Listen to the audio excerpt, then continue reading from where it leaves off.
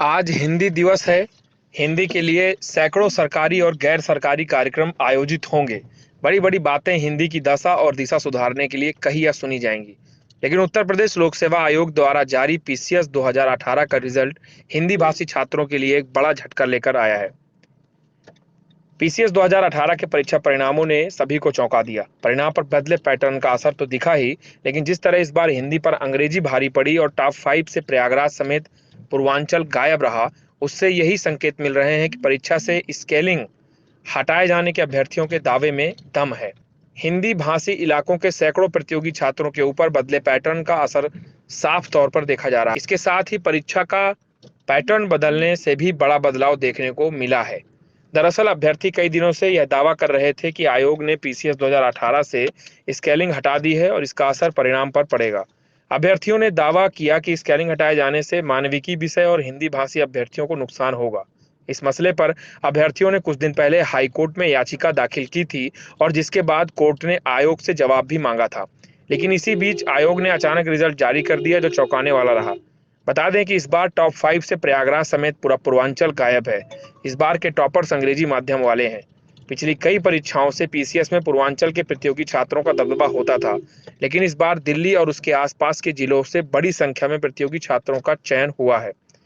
SDM, deputy SP जैसे उच्च पदों पर पूर्वांचल से चयनित होने वाले प्रतियोगी छात्रों की संख्या बहुत कम है।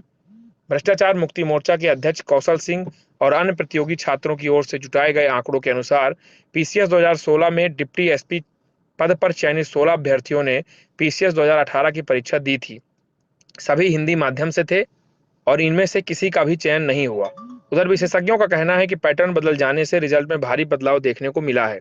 पीसीएस 2018 में इस बार प्रयागराज का परिणाम भी पलट गया।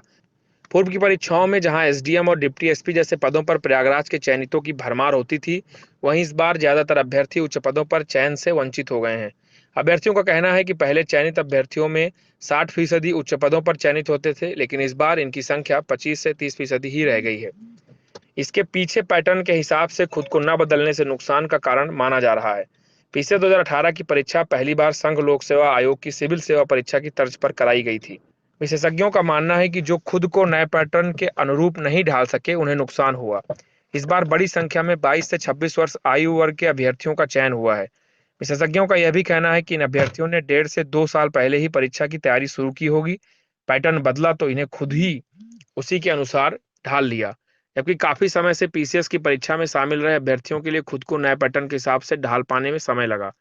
इसके अलावा चयनितों में बड़ी संख्या ऐसे अभ्यर्थियों की भी है जो संघ लोक सेवा आयोग की सिविल सेवा परीक्षा की तैयारी भी कर रहे हैं।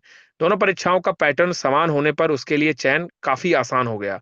वहीं पीसीएस परीक्षा में काफी समय से शामिल हो रहे अभ्यर्थियों के लिए सिविल सेवा परीक्षा में शामिल होने का अवसर समाप्त हो चुका है। ऐसे में वह लंबे समय से पुराने पैटर्न के हिसाब से ही तैयारी कर रहे थे और समय रहते नए पैटर्न के हिसाब से खुद को नहीं ढाल सके।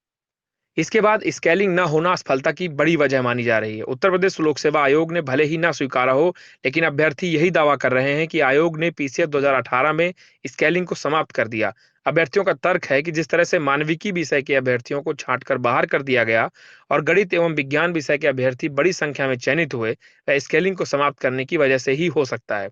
अभ्यर्थियों का यह भी कहना है कि मानविकी विषय में अभ्यर्थियों को पूरे अंक नहीं मिलते हैं, जबकि गणित एवं विज्ञान के अन्य विषयों में अभ्यर्थियों को पूरे अंक भी मिल जाते हैं।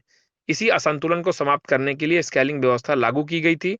विज्ञान विषय के छात्र डायग्राम के माध्यम से भी कम समय में उत्तर लिख देते हैं, जबकि मानविकी विषय के अभ्यर्थियों को विस्तार से जवाब देना होता है। विज्ञान विषय के ज्यादातर अभ्यर्थी अंग्रेजी माध्यम से परीक्षा देते हैं और मानविकी विषय के अभ्यर्थी हिंदी माध्यम से परीक्षा में शामिल होते हैं। अभ्यर्थियों का यह भी दावा है कि रिजल्ट में जिस तरह के बदलाव देखने को मिल रहे हैं, वह केवल स्केलिंग सिस्टम हटाए जाने से हो सकता है।